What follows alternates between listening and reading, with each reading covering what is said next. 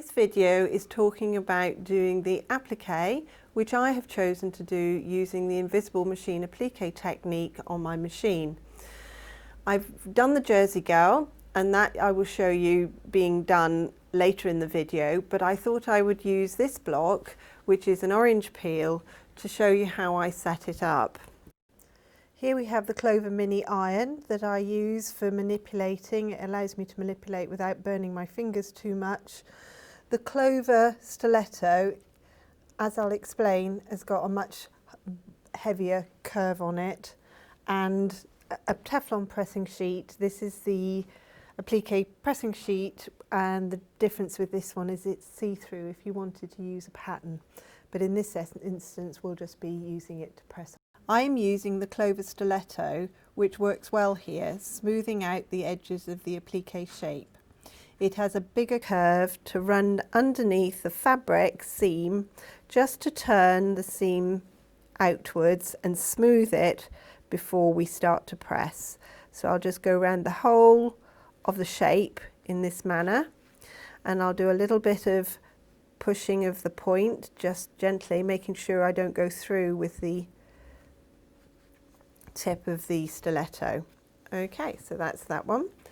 Now we're going to use the Clover mini iron to do this. Now I'm using a Teflon pressing sheet here, and I'm able to just use this to push out. Just use this bit because I haven't done this. Here we go, just to roll the fabric over so that the underneath interfacing is not going to show when we start to stitch. Okay, now the nice thing is using the Teflon pressing sheet is if it goes wrong, it doesn't matter, it'll just peel up. So here we go again. I can see here I need to roll it out a little, so manipulation, there we go. And you do that for the whole of your piece. I'll see you at the sewing machine shortly. Hello, we're going to be using IMA, Invisible Machine Appliqué, to put on the piece that we were pressing earlier, and I'm going to be using stitch number 9 on this machine. I think on most Baninas it is a stitch number 9, so what I'm going to do is I'm just going to run through the stitch so you can see the pattern and how it's going to work. Now at the moment I've actually got a foot 1D on, and you will not be able to see the stitch, and I certainly can't, but if I now just cut that,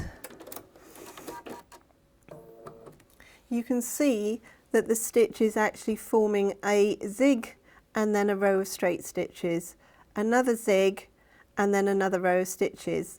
And you can see that in here, if you go in close, 1, 2, 3, 4 stitches. And it's important to always have that in mind when you're actually doing your design. Now on a Banina of this era, there is a quilting stitch section, and one of the stitches is actually set up for the blind stitch. Now then, at the moment that stitch is at its default settings, which is 1.8 wide and 1.10 millimeters long. So what we'll do is we'll just have a little look at that and see the difference.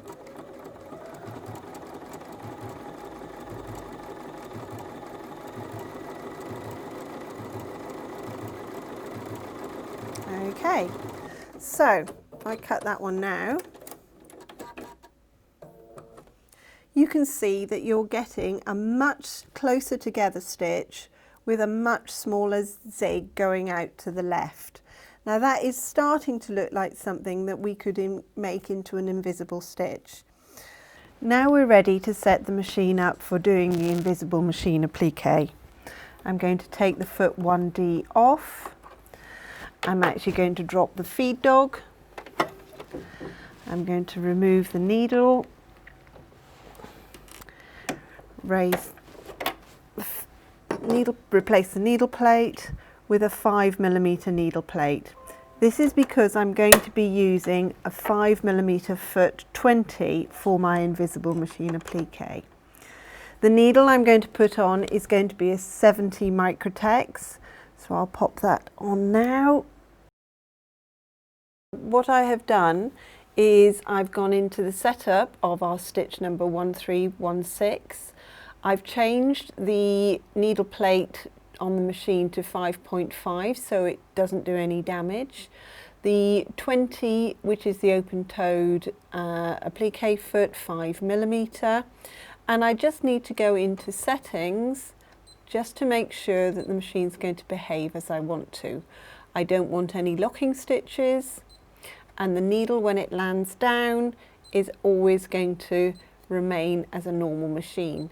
This is because my preference when I'm doing invisible appliqué is to manually use the knee lift rather than use the hover feature.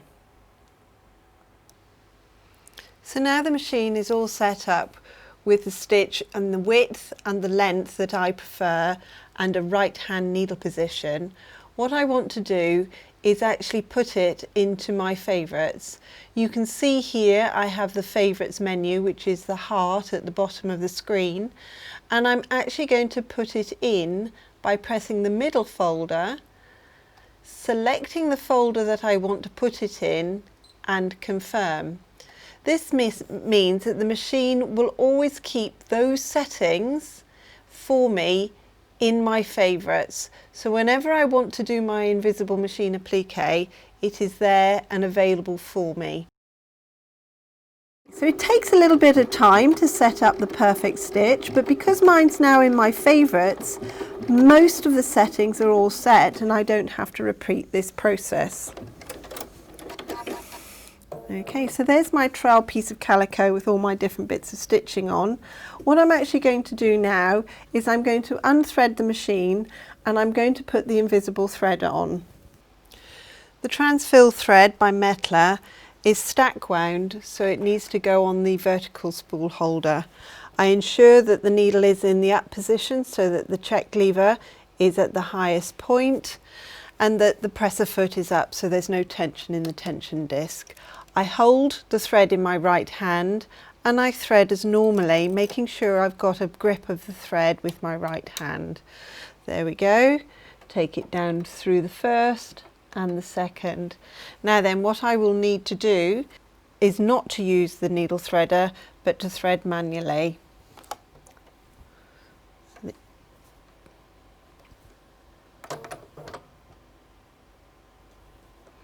There we go. So I'm actually putting the needle in the work, and that means that I know that I'm in the correct position, and now I'm going to start doing some stitching. And this is just to see how the stitch is looking on a piece of calico.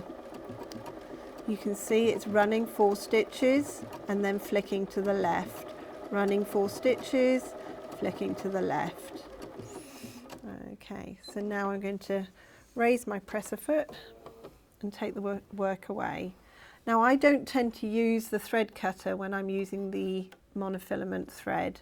I just think you're better off doing it without. So you can see now that I'm actually just getting very small little pieces of red showing through. Now I'm going to change my thread now to a grey because the background on my appliqué is going to be grey, and I don't think we'll see that at all. Now we have grey bobbin thread in, so hopefully there'll be very less visibility of the straight stitching. While you're doing this, it's good to practice counting your stitches. Now on the screen here, you do get to have your pattern visible. So I can tell 1, 2, 3, 4, flick. 1, 2, 3, 4, flick. 1, 2, 3, 4, flick. Now I also have to add that the thread in the bobbin now is a 60 weight Metler as opposed to the 50 weight Aurifil that I was using there. So it is a better balance in the match of the threads, as you can see. Okay, so now on to the real thing. Just get the rhythm, but you can always use your screen if you have a machine that gives you the screen as a reference to what's actually happening when you get to a more intricate point. So we're coming to another point and I've got a flick coming now, so that's fine. I'll let it do that flick, and I might go one more. I use my knee lift and turn. Okay, so now I can carry on down. Thank you very much for watching this video. I hope you've learned something from it. I look forward to seeing your appliqué blocks for your Moda Stitch Pink Challenge 2020.